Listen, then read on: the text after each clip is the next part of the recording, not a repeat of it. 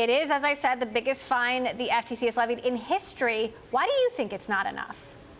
Well, thanks, first of all, for having me. Listen, I voted against the Facebook settlement because I thought when you look at the terms taken as a whole, not just the fine, but also the injunctive relief, I wasn't convinced that it would do enough to change Facebook's behavior and make sure that in the future they kept their promises to the FTC and to their consumers. So what would have been better? Finding Zuckerberg directly? I know you've also suggested the FTC should have actually sued Facebook, should have sued Zuckerberg perhaps personally. Yeah, so I think you have to look realistically at what our options were.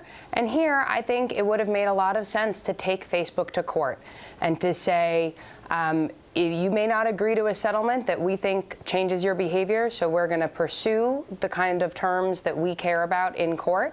And open litigation in a public court of law would provide transparency and public accountability that I think are missing from the settlement. And I also think the settlement is missing meaningful limits on how Facebook collects, uses, and shares data. And I would have really liked to see that. Now, suing Facebook directly would have been a riskier path, wouldn't it? You could have risked losing that suit. I agree. And if you think that the entirety of the point of litigation is the outcome at the end of the day, the remedy that we can get, and you think that the remedy in this settlement was enough to change Facebook's behavior, then I can understand supporting it. But if you don't think the remedy changes their behavior, then you can think about other advantages that litigation could have in terms of public accountability, public transparency about what the company did and who knew what within the company. And at the end of the day, we, the FTC, are not a private corporation. We're not just making an expected value calculation about the end result of litigation. We are trying to work in the interests of the American public, and we have an obligation to seek justice, even if we're not guaranteed to achieve it.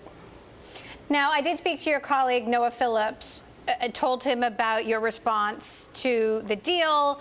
He voted in favor of the deal, of course. Take a listen to what he had to say about your suggestion that a lawsuit would have been a better route. I don't think that's an accurate characterization of the state of play. The remedies that we have achieved, both financial and injunctive, meaning the changes that we're making to Facebook, are very unlikely to have been achieved through a court process. In a normal litigation, what you're weighing is the certainty of less against the chance of more. In this case, what we were facing is a decision between the certainty of more and the uncertainty of getting even less. What's your response to that, Commissioner?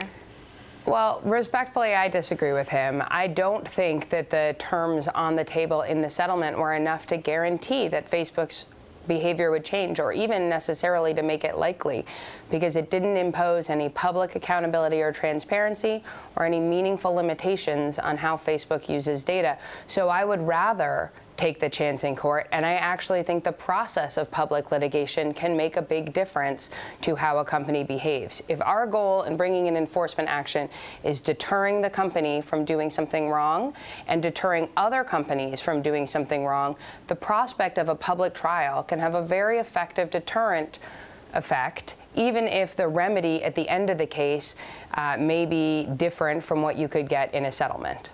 What about Zuckerberg personally? What kind of punishment or more extreme sort of penalty would you have liked to seen on him?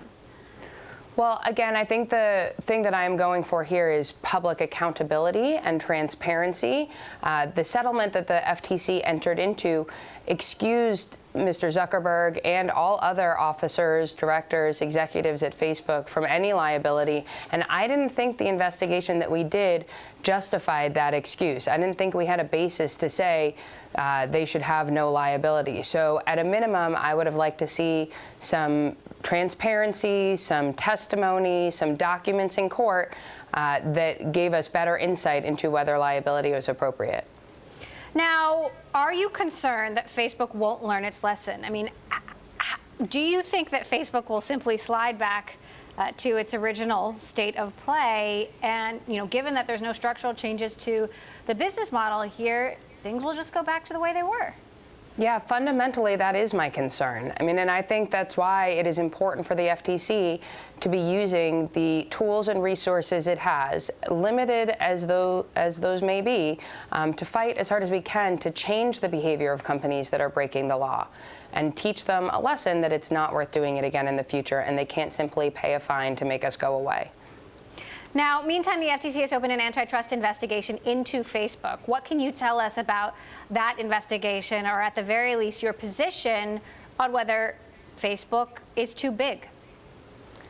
Unfortunately, I can't tell you anything about the substance of a particular investigation, this or any other. I do think that the FTC has an obligation to look into questions of antitrust violations.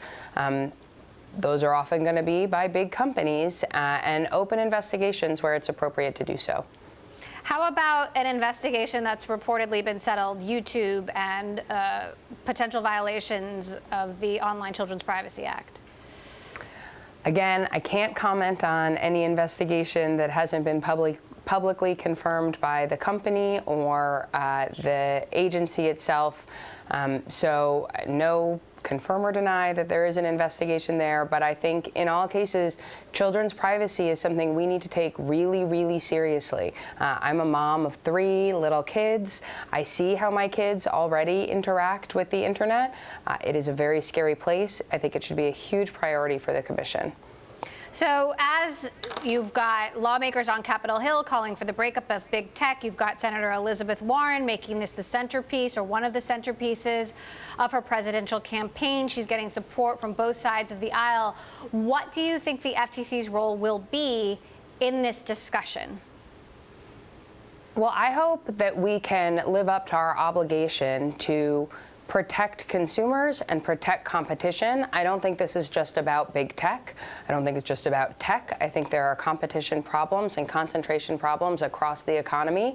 That's something that we are charged with dealing with and that we should deal with. And I welcome the conversation on Capitol Hill and the attention in the public and the political bodies about how important and how dangerous concentration can be across our economy.